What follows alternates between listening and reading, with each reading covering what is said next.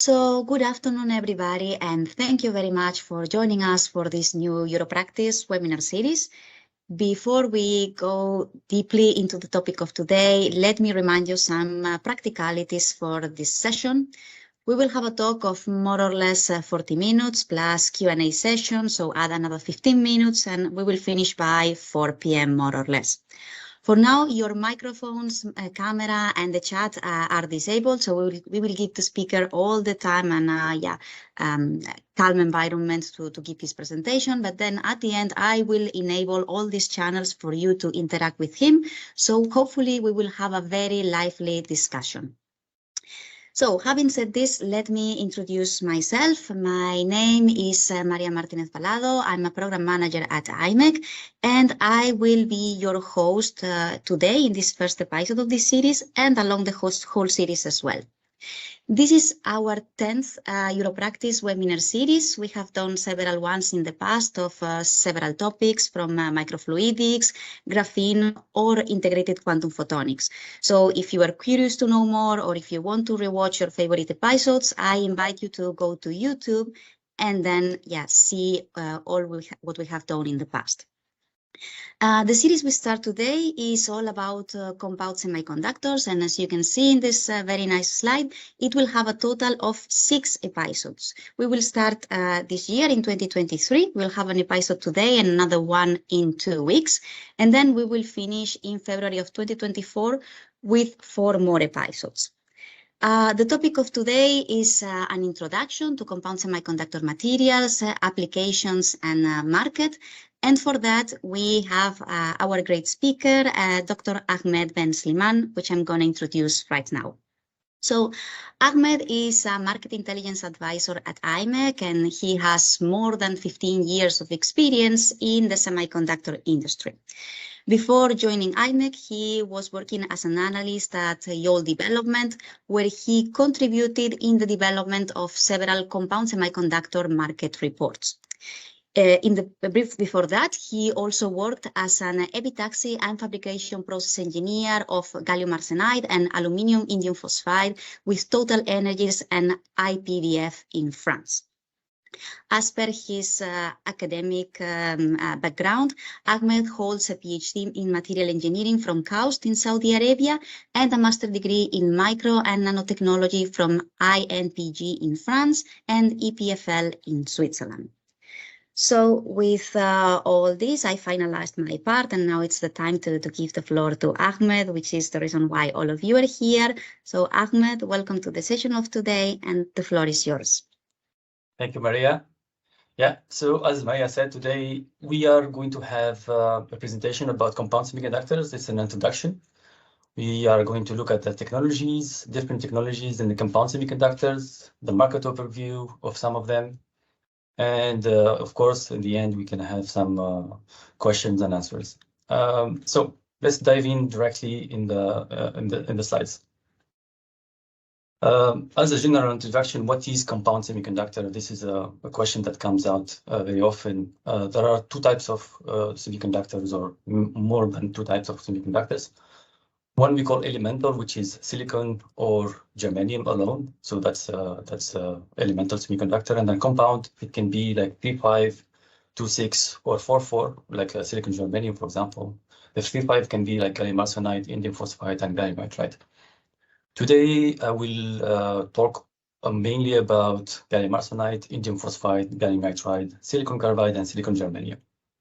So what are the key advantages of compound semiconductors? There are many, and I will cite 3 of them: wider band gap, higher electron mobility, and direct band gap. Wider band gap, it's the band gap between the valence band and the conduction band. So the higher is the wider is this band gap, the better it is for higher voltages and higher frequency. So we find material like silicon carbide and gallium nitride and gallium arsenide better used in for example, silicon carbide and gallium nitride will be better used in power applications, and gallium arsenide would be better used in frequency applications, for example, radio frequencies. Higher electron mobility would allow the material to have lower losses and higher speed communications. So this is very important for for connectivity and communication applications. And then you have direct band gap. So for direct band gap, it's the direct recombination. So when you have conduction band and valence band, so when the electron is going from the conduction band to the valence band, then if it's direct, it's ideal for light emissions. Silicon is not ideal for light emission. That's why we use indium phosphide, for example, in photonic application for optical fiber applications. So this is useful for 1.5 micrometer and 900 nanometer for gallium arsenide, actually. So let's take an example of one application and see where compound semiconductor can be found. Automotive application is a huge market and is growing fast, steadily. Now we have more electrification happening, more sensors, and this is leading to the use of a better technology. So if you look at the connectivity, you can find gallium arsenide, gallium nitride, for example, for RF. In the power application, you can find silicon carbide and gallium nitride, and talk more about them later. Infotainment, you find gallium arsenide, gallium nitride. Gallium arsenide will be used, for example, for the red micro LEDs. Gallium nitride will be used in the white and blue LEDs. And then you have in-cabin sensors, for example, the pixels that can be used as gallium arsenide devices can be used in the cabin applications. LiDAR applications will have lasers. So the lasers, as we said earlier, they require like direct emissions. So that's gallium arsenide and indium phosphide. Gallium arsenide will be for the short ranges. For example, you will have a VCSEL use. Indium phosphide will be edge emitting lasers. So that's EEL. So those are like longer range applications because they are safer for the eye. So 1.5 micrometer is much safer than the 900 nanometer for the eye. And then you have lighting, of course. So like LEDs, mainly today we use gallium nitride. And then for the red LEDs, we are still using gallium arsenide and sometimes gallium nitride, of course. Let's talk about the power silicon carbide.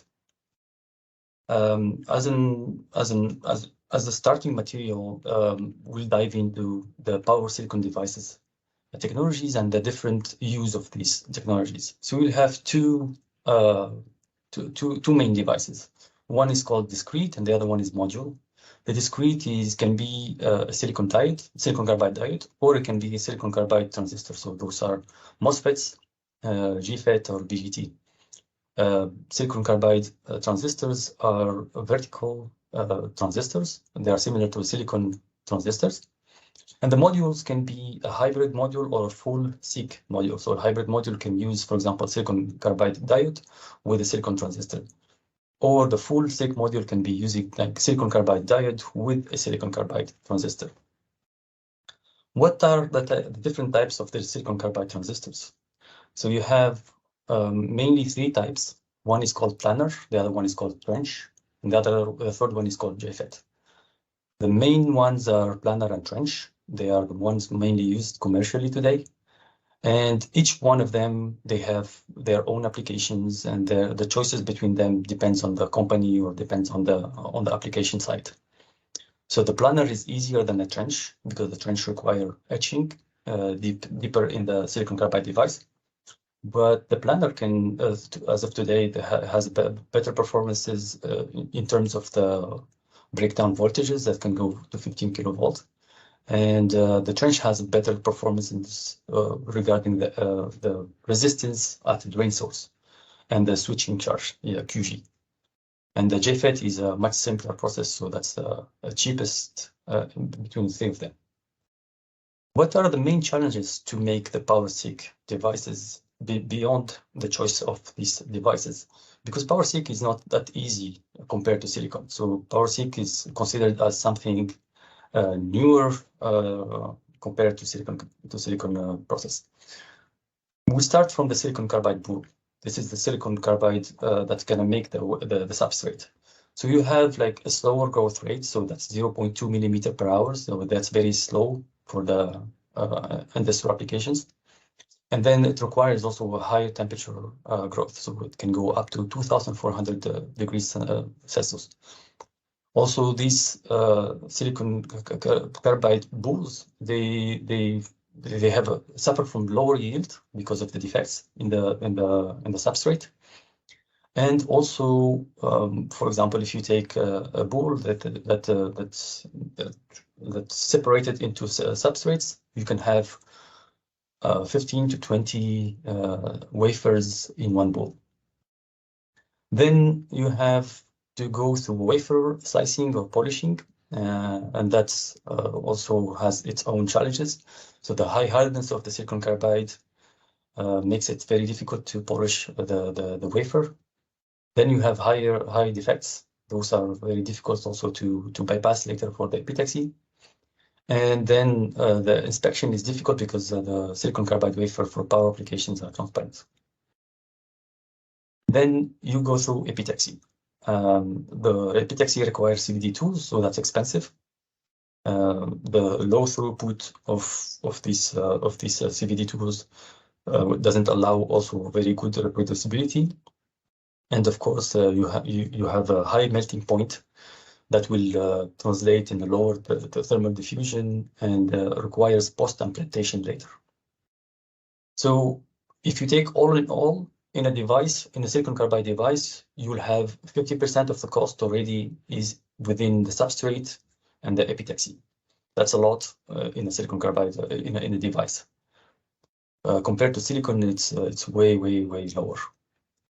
Then you have device processing. So the device processing will go through etching, of course, passivation, and then ohmic contact. And the device processing is not very it's not very adaptable to CMOS fab. So most of the CMOS fab that are already doing silicon for power application, they will need to adapt their machines to have silicon carbide devices within their CMOS fab. Then you have a poor side passivation, so the gate oxide are not perfect, and then you have sidewall roughness because of the hardness of the silicon carbide, of course. So the etching is difficult. But although, regardless of these challenges and the processes, silicon carbide can overcome silicon because the silicon carbide property limits are way higher than the silicon. So we have having a very good run with silicon in the past years. And then we are needing now new materials to go beyond those thresholds. So silicon carbide have a higher breakdown voltage compared to silicon carbide. It has a lower switching losses, a high operating temperature, a high switching frequency also. This will allow to reduce the number of passives within the system device, and that will have a compact device, compact system in the end. So a higher power density, and because we have a higher operating temperature, is also very useful for EV applications, but not only, of course. So let's look at the market for silicon carbide. Today, the market is dominated by automotive market. So, and then it is projected by different market research that the automotive market will hold 70% of the market in the future. So the market today is about 1.7 billion. In 2022, and it will grow to 12 billion in 2030. That's a CAGR of 26%. So if you look at the semiconductor content per vehicle today, there is about $650 per car, and 33% of that is in the power. Within the power, the main use is in the inverter, and the inverter is the power horse of the car. They will have a lot of power devices that will have the battery on the other side and the battery controller. And the inverter is the one that drives the car longer or shorter, depending on the efficiency of your inverter, of course. So that's why you need a device such as silicon carbide or gallium nitride within your car to have a longer range, for example. Today, the power converters are mainly covered by silicon. Silicon carbide is entering the market, of course, in the inverter side.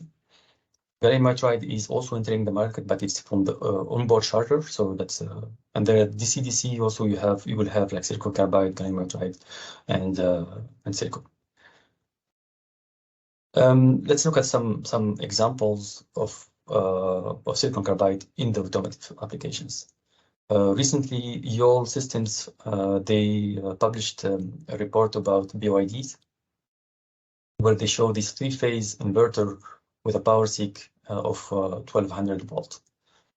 It's very important for each company to have their own supply chain for silicon carbide, to control the margins, of course, and to control the supply chains. As to have that control is very important. Tesla is doing it with some partners. BYD is doing it internally. And if you look at the power, the supply chain, the silicon carbide power supply chain today, you will have silicon carbide substrate providers. You will have silicon carbide epitaxy, and then you have fabless designs, but not so many. And you will see for gallium nitride is different. You have foundries like X-FAB and APC, and then you have module packaging. So module packaging is much more coming from the OEM side and the tier ones.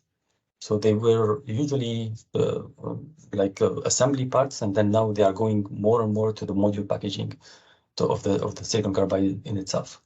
And then you will have IDMs, so integrated device manufacturers such as Infineon, Onsemi, Wolfspeed, STM, STMicroelectronics, and Mitsubishi. The system providers are the one requesting these silicon carbide devices. So Tesla is one of the drivers for the silicon carbide boom. So if you look at the power SiC technology and its market roadmap, today the market started from power supply and photovoltaic. It's going to the automotive market. In the future, it's going to go to the charging infrastructure, the power grid, and the rail. Most of the devices are grown on a substrate, which is 6-inch substrate, but there is a transition to the 8-inch in the future, as we can see we have seen with the Wolfspeed building their 8-inch factory of silicon carbide substrate, and then many of the IDMs also like switching to the 8-inch equipments in their fabs. Also, there will be an increase of the breakdown voltage that will allow to go to the power grid and the rail. Better packaging, of course, is needed, and the higher process yield is a must for the silicon carbide. There will be a demand for a higher 800-volt battery systems. This is to increase the range of the cars, of course, of more kilometers and the higher efficiency. That will require, of course, a 1200-volt silicon carbide devices. There will be a presentation from Fraunhofer in December 6th. It will talk about silicon carbide. I invite you to attend it to have a better understanding of silicon carbide devices. Silicon carbide devices is not alone, as we said earlier. It's competing with gallium nitride and silicon. And to be true, none of these materials is gonna win the market. Both the three of them, they will be sharing the market. But each one of them will have the pros and cons in each market. So, for example, the gallium nitride will have a higher switching frequency, which allows it to have a total system volume lower than silicon. The silicon will have the maturity and the cost and the better reliability because it has been there for a longer time. Silicon carbide is better used for higher temperature and higher voltages. If we look at the silicon carbide and gallium nitride, I like this slide from Infineon where it depicts most of these applications, and you can see like gallium nitride will be in the consumer markets, the mobile chargers, lower power. It will be also in the onboard charger for the automotive, data centers. Also, it can be one of the markets for gallium nitride, whereas the silicon carbide is better used for higher power applications.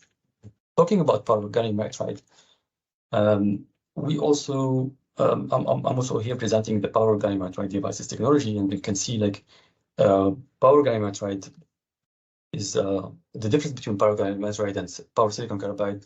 Power silicon carbide is a vertical device, and then power GaN is a horizontal one. So it allows a better integration for devices. You have the discrete device, which is a HAMT. So there are two devices types, so D mode, which is a depletion mode, and then E mode is an enhancement mode. This will be covered better with Mara in her talk. And then you have gallium nitride IC, so that's integrated circuit, so that can be either system on chip or system in package. So the system in package is a silicon driver separated from the gallium nitride that is driving the gallium nitride, or the gallium nitride can be grown together with a driver, which can be also gallium nitride as well. So that will be a system on chip. So the power gallium nitride also suffers from some problems. To cite some of them, it's I try to put it here in the slides. So the key challenges for gallium nitride is also related to the epitaxy, different from the silicon carbide. Silicon carbide, we said it's a substrate.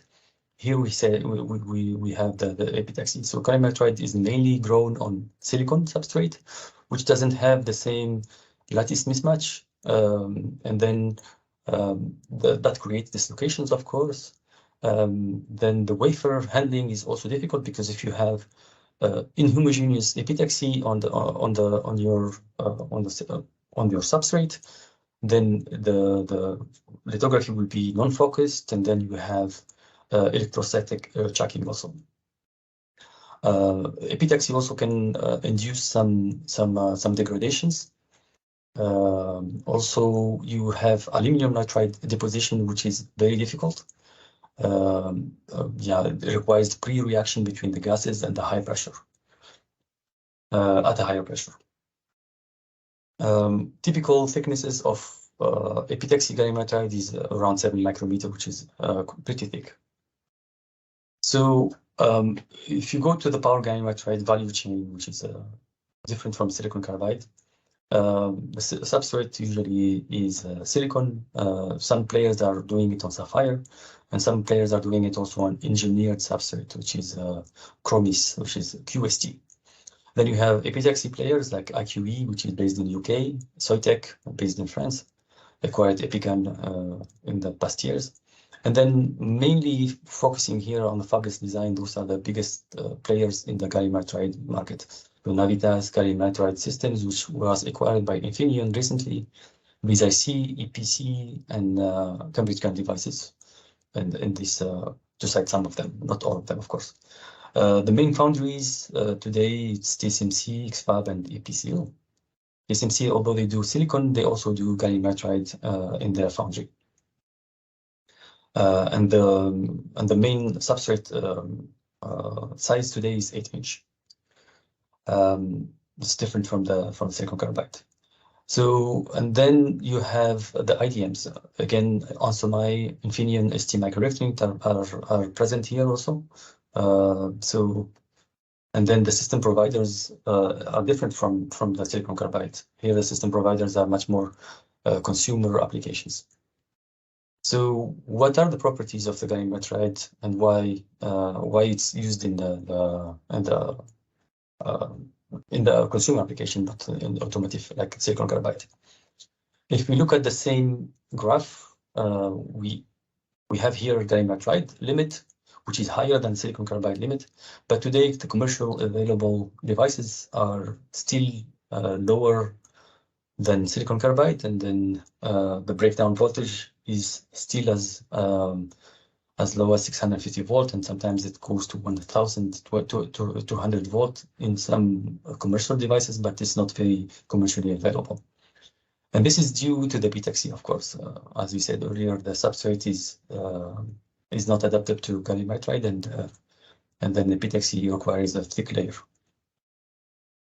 But nevertheless, gallium nitride has a high switching frequency. It has no body diode, of course, and then it has a low RDS(on). This will allow the reduced number of passives in the system. That makes the system much smaller because of the use of smaller inductors and smaller capacitors. And then, of course, it's best for low power chargers and data centers. If you look at the maturity of each device and each material, silicon, of course, is the most mature in three of them. Silicon carbide is in between, and gallium nitride is still growing. The market for power gallium nitride today is mainly in consumer application. It's 200 million in 2022, and it's growing to 2.9 billion in 2030. The main market, as we said, is consumer application. Those are the white chargers that we use for the phones. So that boomed with the use of gaming phones, so that require fast chargers. Xiaomi, Oppo, many of these gaming phones, they require 60 watt and sometimes 120 watt charger that charge the phone in 20 minutes. The battery size of these phones increased in the recent years, but the charger also became more and more heavier because it became more and more powerful.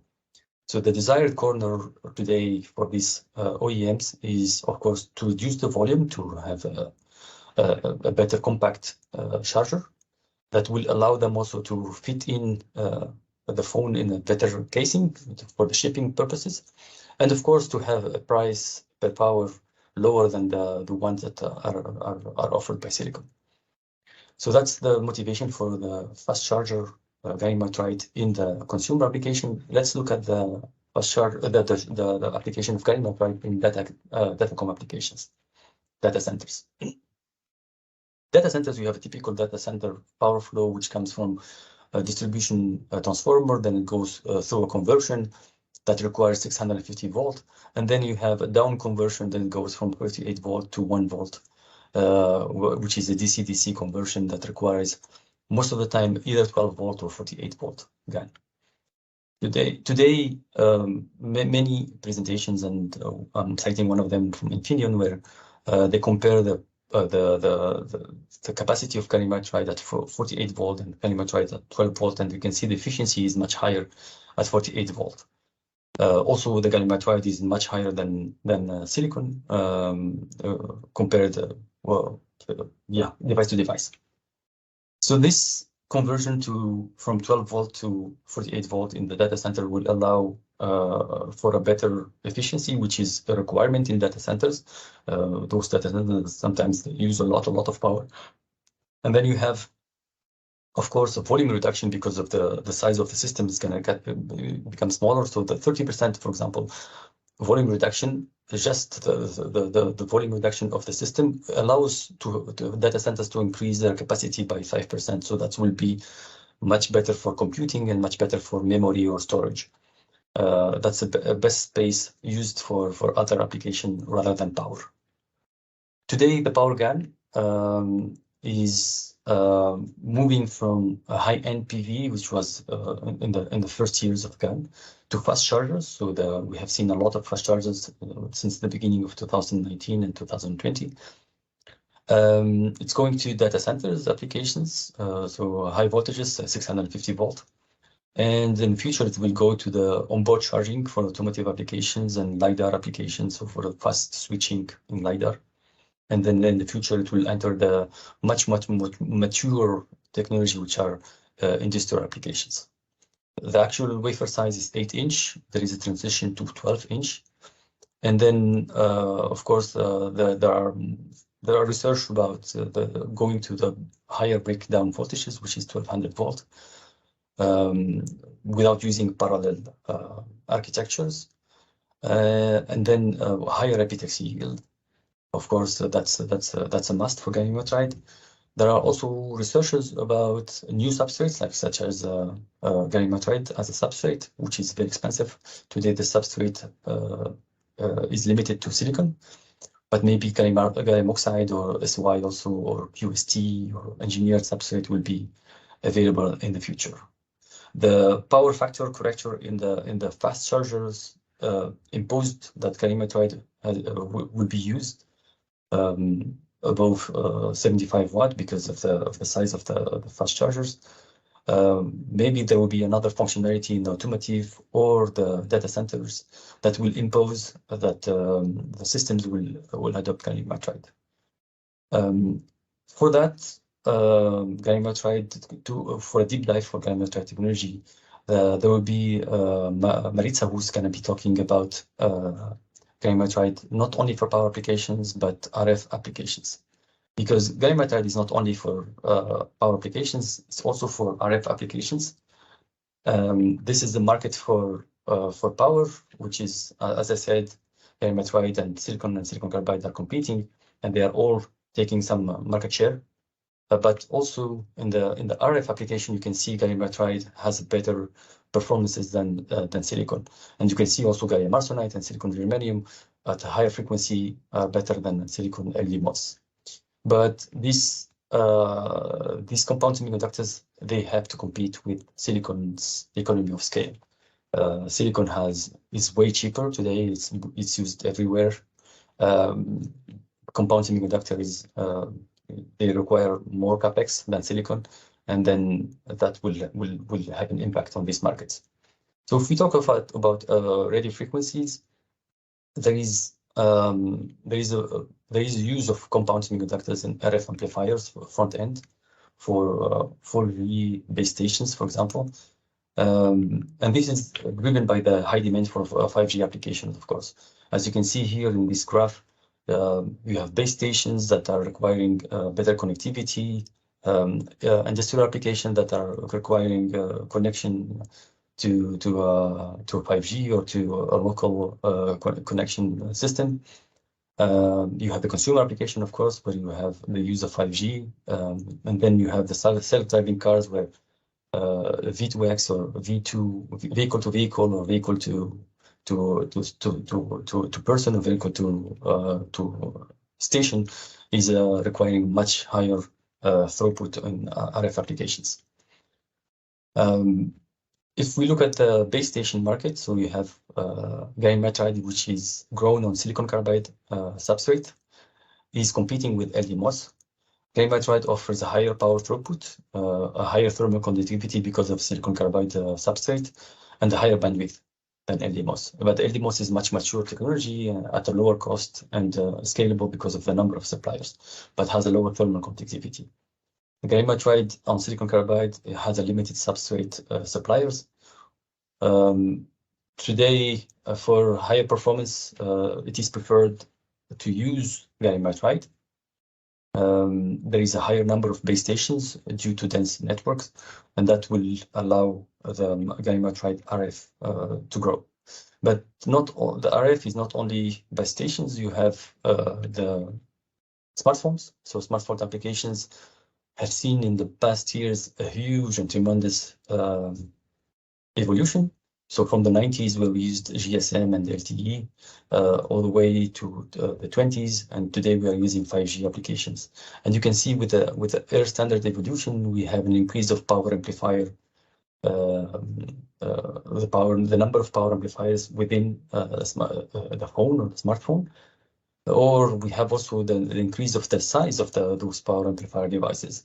So today, RF content more than doubled compared to the beginning of the LTE applications. And you can see here we have much higher bands.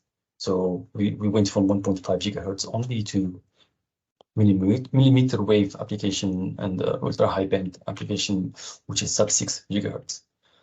And for this, you will have the talk from UMS and IHP again on gallium arsenide on the 31st of January, and then IHP on Silicon Germanium on the 24th of January. I invite you to attend these talks. So, as I said earlier, gallium arsenide is similar. Those compound semiconductors, they don't fit in one applications, but many. And gallium arsenide fits in many applications, and one of them is photonics applications. So the gallium arsenide properties and indium phosphide properties are very unique for photonics applications, where gallium arsenide emits at 800 and 900 nanometer, and indium phosphide grown edge-emitting lasers, they emit at 1.3, 1.5 micrometer, which is very, a very good wavelength for optical communications. And of course, with a high demand, increasing demand for video streaming, working from home, online gaming, we have a higher demand also for these transmission devices. So today, the transmission speed of some of these devices, so for example, the VCSEL, which is a laser, a vertical laser, it's mainly done on gallium arsenide. It's a multimodal laser, and then the transmission speed depends. It's only limited to today to 40 gigabytes per second. at a lower distances, which is used mainly in within the datacom or the data centers. Whereas the indium phosphide has multiple lasers. So you have the Fabry-Perot laser, you have the distributed Bragg reflectors, you have the distributed feedback, which is the DFB laser, and you have the EML, which is electromodulated laser. And those lasers allow for a higher distance transmission at a higher transmission speed, but the cost of these devices is also higher than the VCSEL, and we'll see why. So in the photonics applications, of course, we are talking about here indium phosphide. Focus on the laser diodes are mainly grown on indium phosphide substrate. This growth has to go out from the CVD machine or the lithography machine to do some etching and then to bring it back. And the exposure to this atmospheric excitation will yield for higher losses.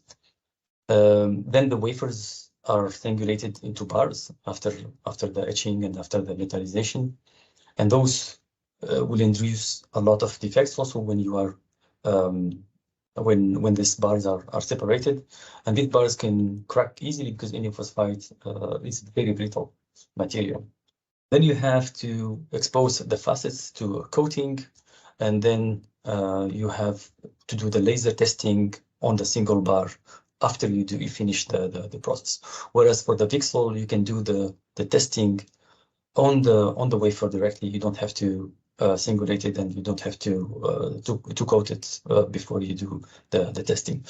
These results in a very low yield, although the datacom and telecom application is how to say because of the size of the indium phosphide devices is very small, you can get out of a 4-inch wafer or a 3-inch or 2-inch wafer a lot of lasers, and that was not a motivation for many players to go for a bigger wafer size, and there was no no need to go a bigger wafer size. But we will see that there is a higher demand, and maybe it will request a bigger wafer size. So the datacom transceiver market is growing from 5.1 billion to 11.4 billion, and mainly driven by VCSEL, silicon photonics, and EML, electromodulated lasers. And this is because of the 800 gigabyte and plus 800 gigabyte market growth, which is requiring a PAM4 sometimes and PAM6 or PAM8 module structures. Here I have an example from System Plus where they have 4 lasers in one transceiver. Then this will drive also for a better utilization of integrated silicon photonics, where you don't have to use the alignment after the process, and you can do the process on the CMOS wafer, which is a 200 millimeter or 300 millimeter CMOS wafer. Then you can do the switching and the coupling and the filtering detection within the process.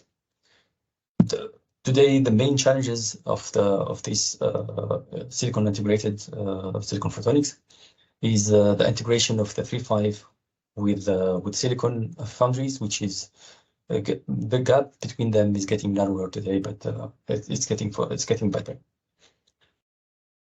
There is a request also for coherent applications, which is like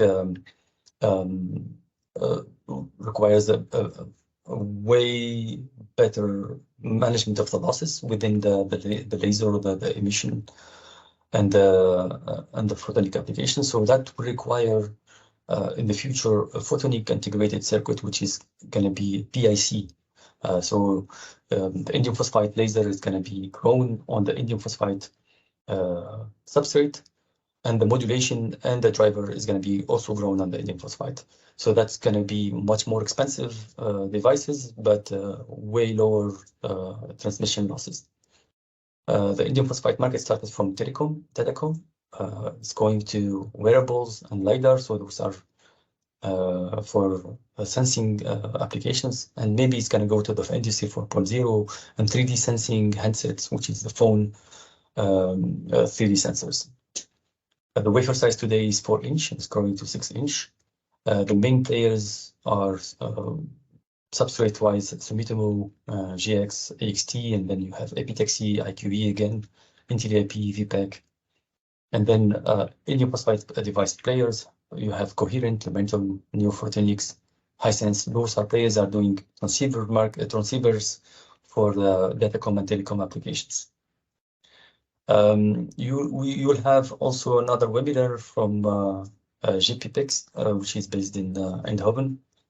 And it's going to be about Indium Phosphide photonic integrated circuits. It's going to be 14th of February. I invite you to attend this talk.